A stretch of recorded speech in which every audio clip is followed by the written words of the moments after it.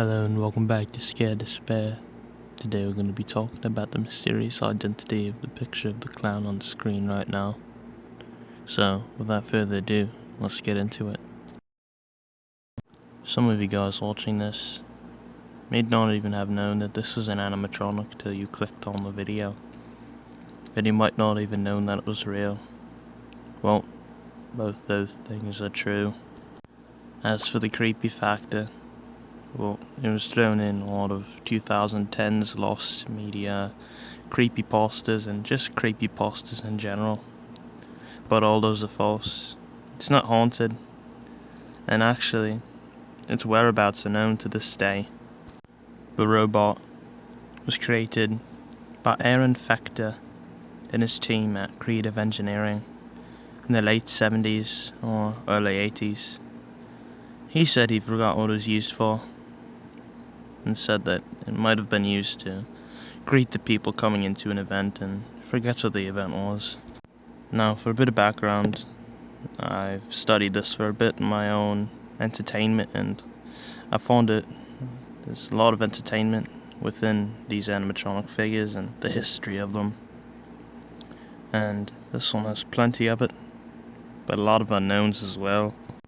It is unknown exactly when it was made, and it is also unknown what the tape had on it. Now, one of the images I'm going to show you later in the video shows it with the tape. Now, it's completely possible that was the tape for the audio, but the difference between an audio tape and a show tape is the audio tape is used at the event, and this one was likely put in the back, front, or maybe even the bottom of the animatronic. But the difference between the audio tape and the show tape is the audio tape is used at the scene, but as far as the show tape goes, that's a recording, a demonstration for any companies that are interested in buying one of these animatronic characters for an event or for a store they opened. And no, this animatronic was not meant to be creepy when it was created, and it's only gotten worse over time, in my opinion. But I guess it wouldn't be fair to say that without showing you the outcome of what time can do to you. Time is an inevitable and unstoppable process that constantly breaks things down, and it's a perfect example on this picture. Now, if you'd like to go back in the video for comparisons, you'll notice that the cosmetics on his face, or his mask, has degraded and melted in the hot summer, and has become a ball of mush.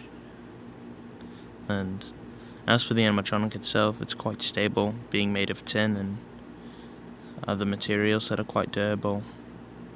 Now, as for that tape I was talking about earlier, if you take a closer look, you can see it right on it. I guess you could call his lap. Notice the box he's in. These were commonplace back in the 80s and 70s to cut costs.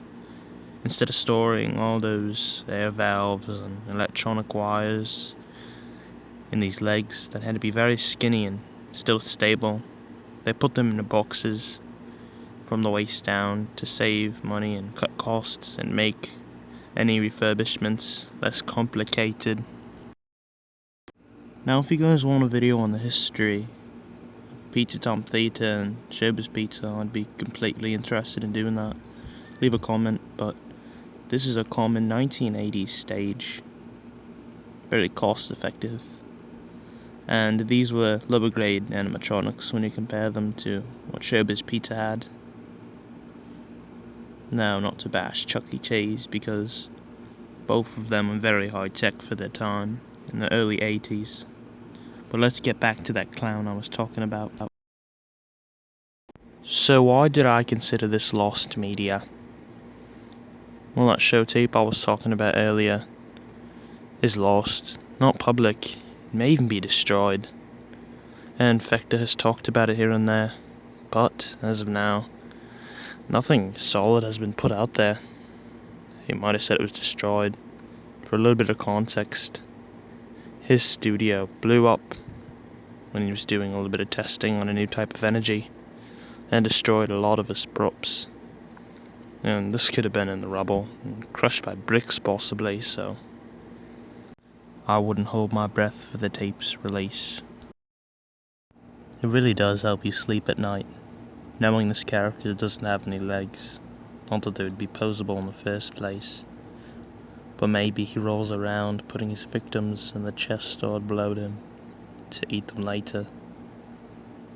But in all seriousness, this is just a misunderstood art project made by an infector and his company in the late 70s or early 80s, and has completely been misconstrued in modern media and internet culture.